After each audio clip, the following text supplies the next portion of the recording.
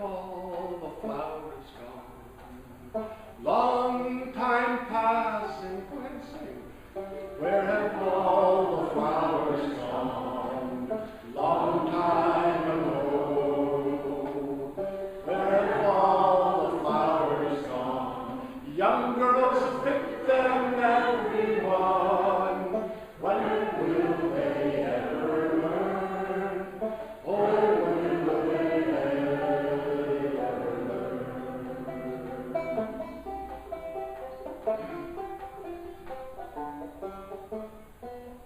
Where have all the young girls gone?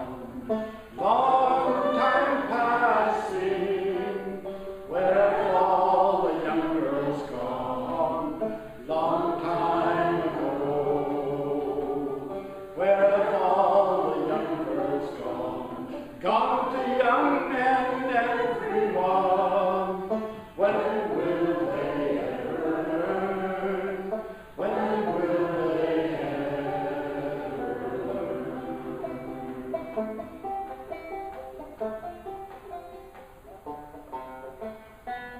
Where have all the young men gone? Long time passing. Where have all the young men gone? Long time ago. Where have all the young men gone? Gone to soldiers, everyone. When will they ever learn? When will they ever learn?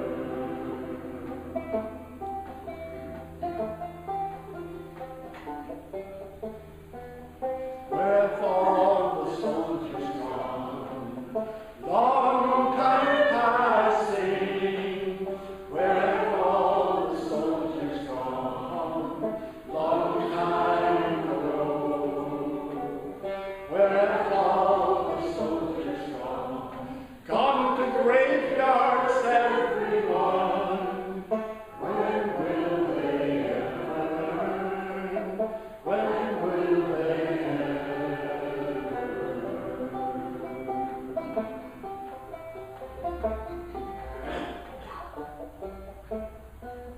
Where have all the graveyards gone? Long time passing. Where have all the graveyards gone? Long time ago. Where have all the graveyards gone? Gone to flowers, everyone. When will they ever learn? When will they ever learn?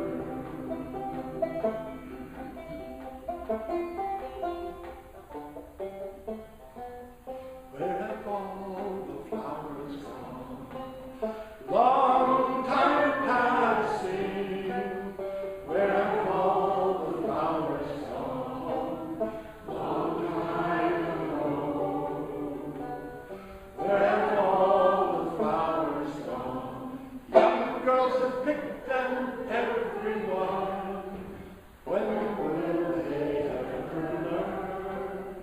When will they ever learn?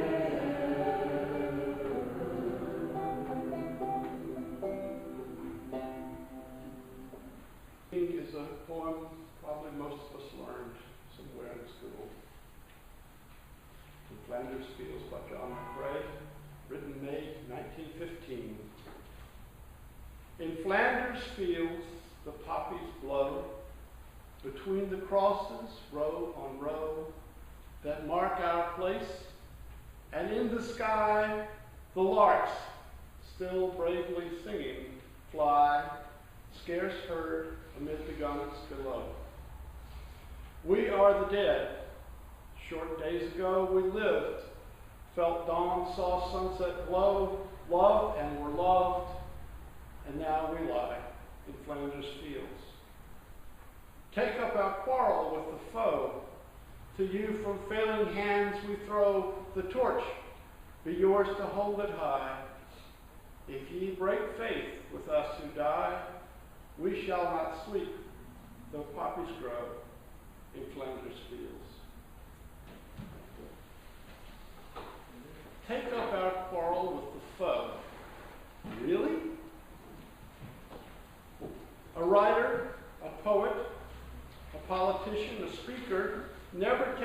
more delicate task than when he or she presumes to speak for the dead.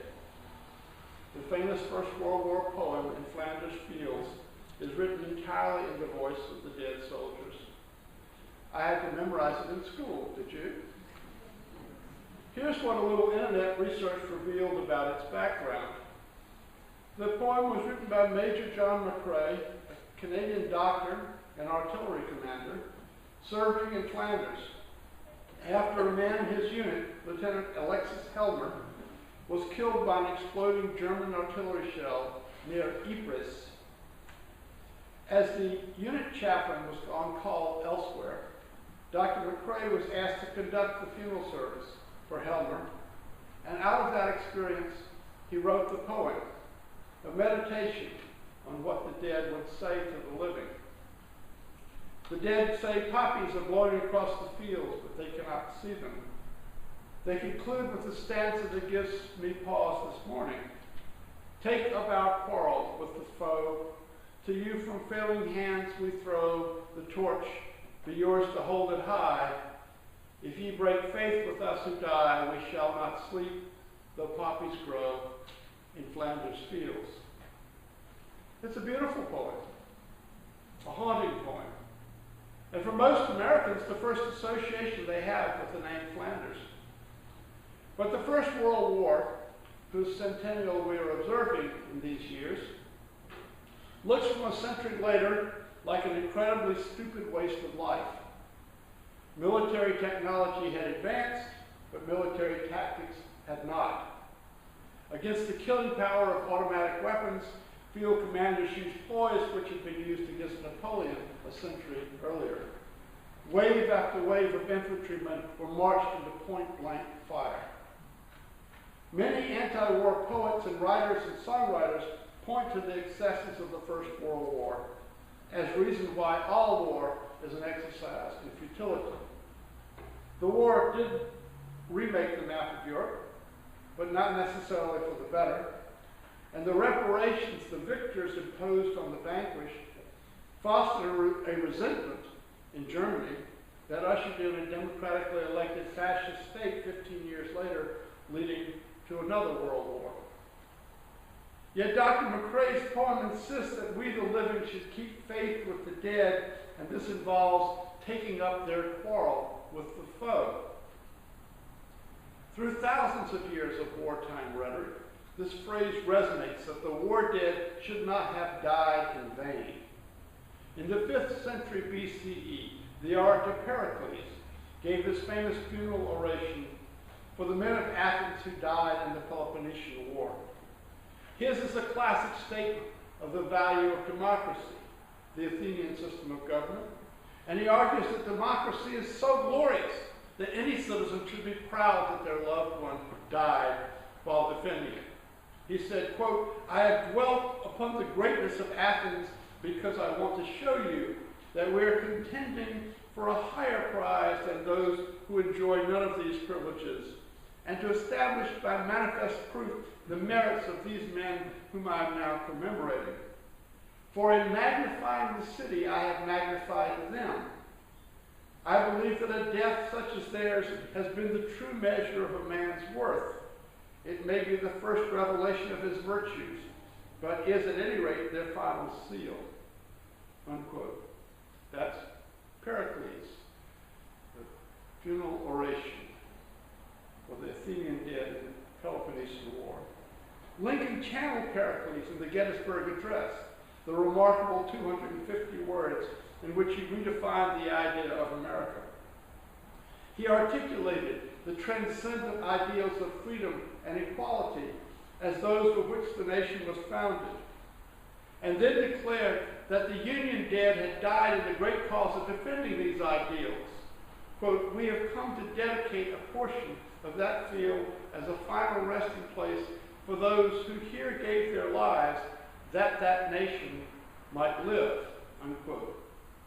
Yet in a famous passage of rhetorical humility, Lincoln insists that the living cannot make the ground holy because the sacrifice of the soldiers has already done that. Quote, we cannot dedicate, we cannot consecrate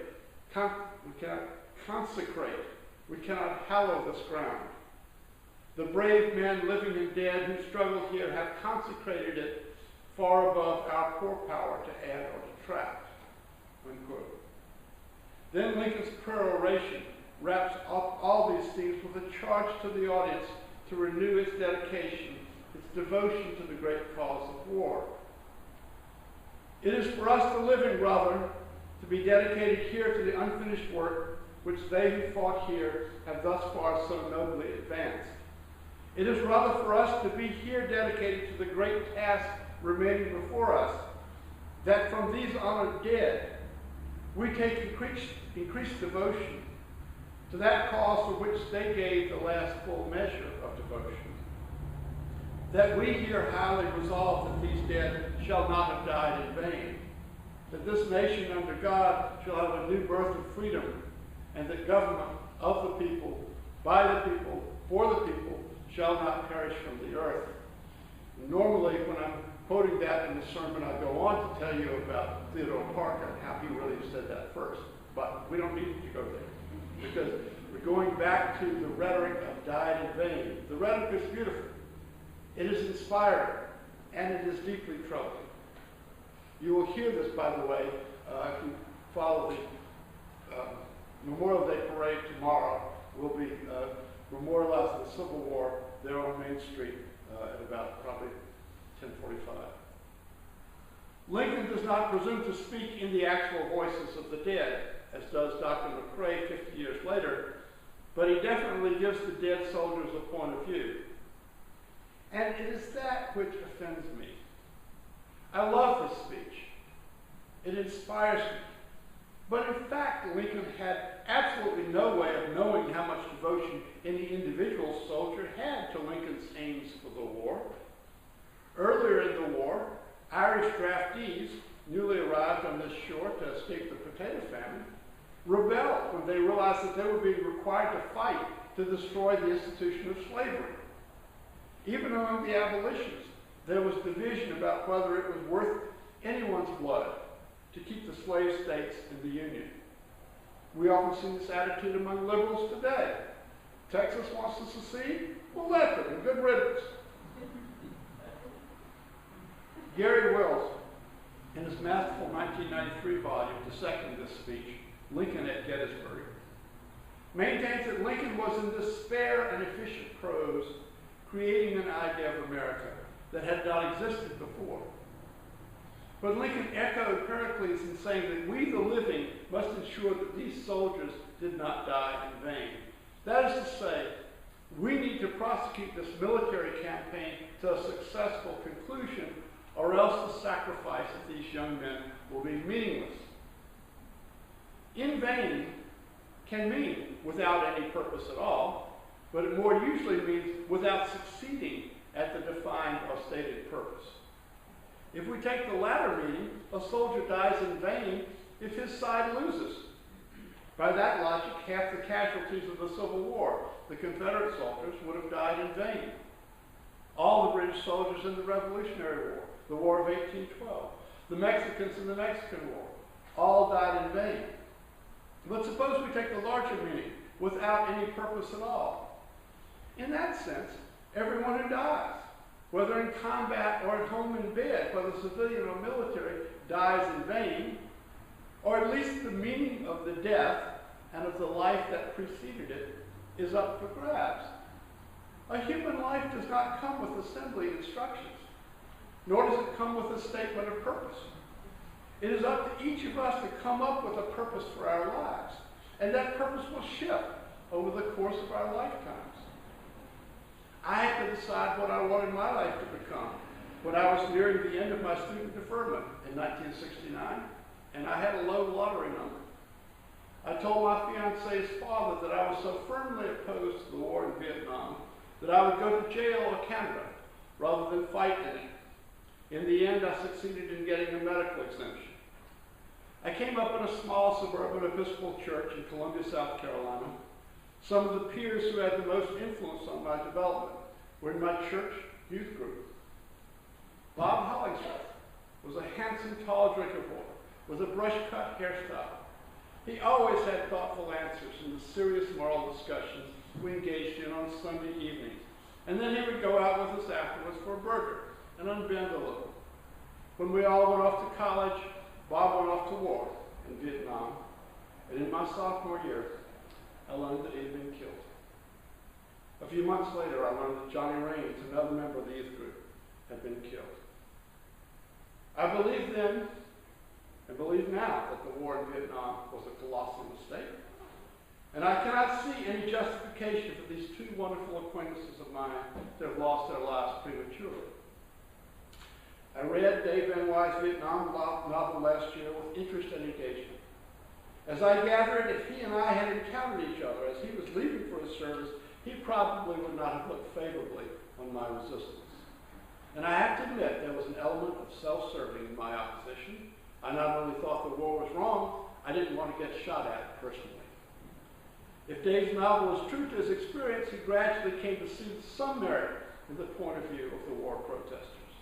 On my part, I got to carry my anti-war torch within my own family, where some cousins were gung-ho supporters of the war, and my father's cousin was General Westmoreland, who ran it.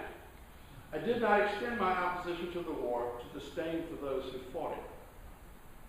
But let's get back to the concept of dying in vain.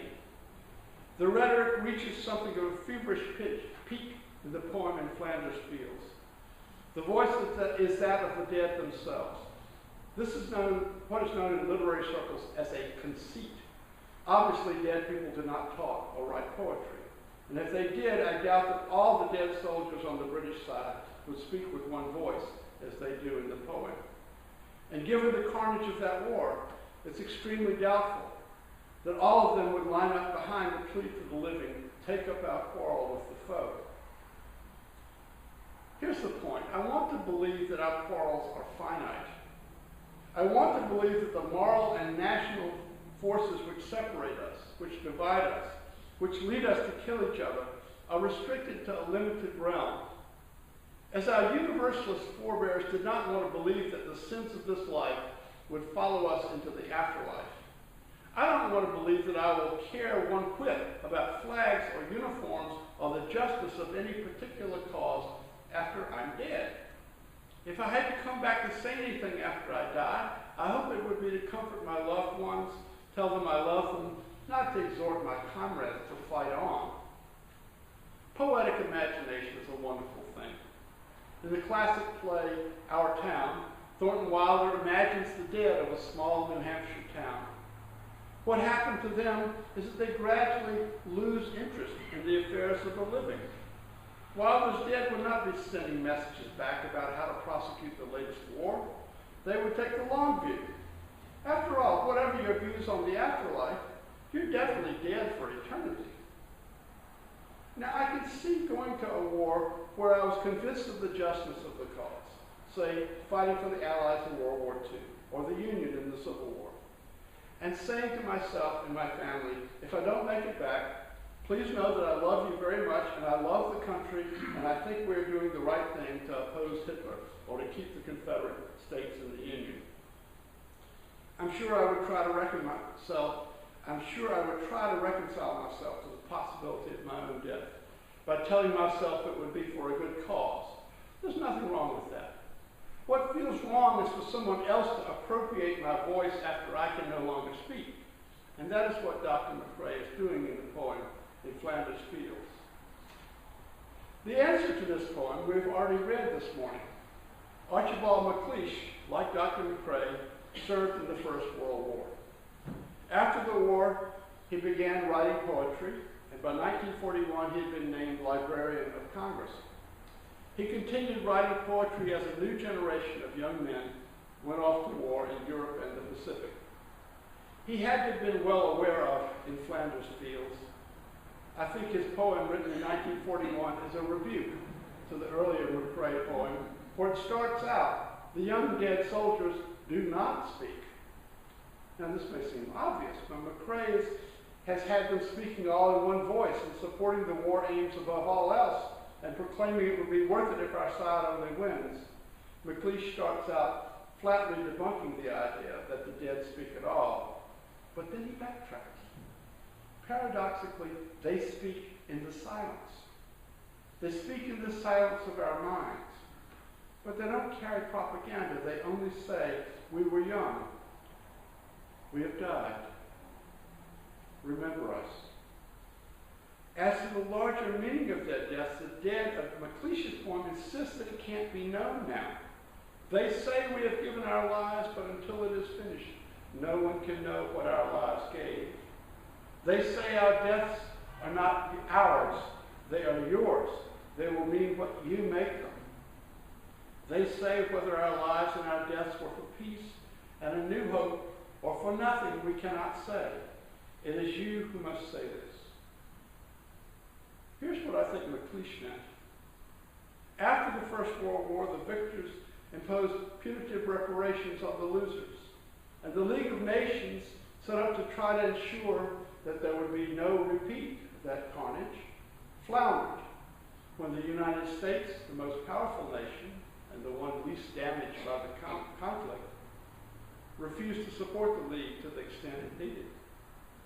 The First World War had been sold as a war to end war or to make the world safe for democracy. It did not accomplish either of these aims, so maybe the vast multitudes who died in that conflict died in vain. But if the war just started when McLeish wrote his poem were to succeed, maybe it would set up international structures which would prevent future wars. And then the world would be safe for democracy, and this would vindicate all the deaths of both world wars. Now that is a lot to hope for, when the reality the soldier sees is all horrific carnage, which snuffs out the lives of his buddies every day.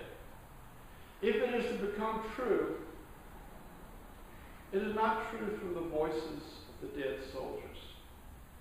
It is from what we, the living, have heard in the silence, and what we resolve to do. Lincoln urged on his hearers at Gettysburg a resolve to see the war through and preserve the Union, but higher than that, a resolve to see America actually live out the ideals on which it was founded. McLeish is saying if we want these young dead soldiers not to have died in vain, it is up to us to build and fund and maintain the structures of international peace. Which brings us to last Friday and President Obama's visit to Hiroshima.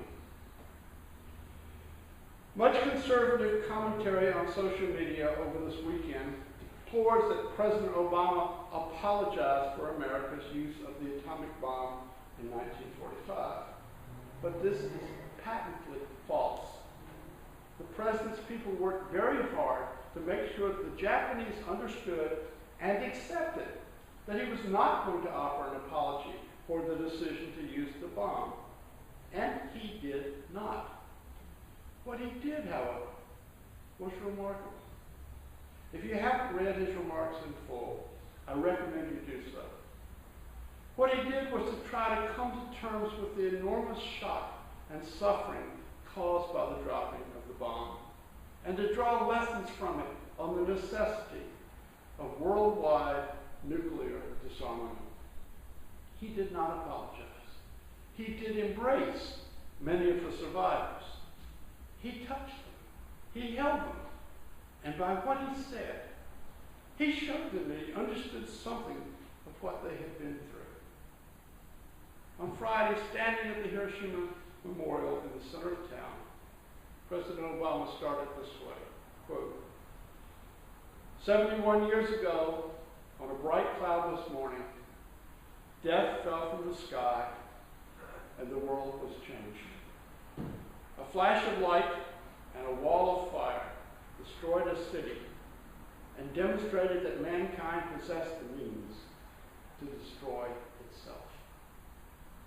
Why do we come to this place, to Hiroshima?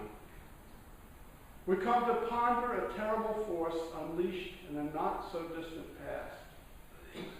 We come to mourn the dead, including over 100,000 Japanese men, women, and children, thousands of Koreans, a dozen Americans held prisoner.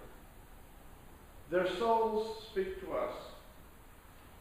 They ask us to look inward, to take stock of who we are and what we might become. Notice there the contrast with Flanders Fields. The dead speak to us not with their voices, but with their souls. Their souls do not bid us to take up our old quarrels with the foe, nor to rededicate ourselves to our national ideals, but to look inward and to take stock. We are no longer foes. In the long view, the view of the dead, yesterday's enemy may be today's ally. The president continued, in the image of a mushroom cloud that rose into these skies, we're most starkly reminded of humanity's core contradiction. How the very spark that marks us as a species, our thoughts, our imagination, our language, our tool-making, our ability to set ourselves apart from nature and bend it to our will, these very things also give us the capacity for unmatched destruction. The wars of the modern age teach us this truth. Hiroshima teaches this truth. Technological progress without an equivalent progress in human institutions can doom us. The scientific revolution that led to the splitting of an atom requires a moral revolution as well. That is why we come to this place, Obama continues. We stand here in the middle of this city and force ourselves to imagine the moment the bomb fell. We force ourselves to feel the dread of children confused by what they see. We listen to a silent cry. We remember all the innocents killed across the arc of that terrible war, and the wars that came before, and the wars that would follow. Unquote.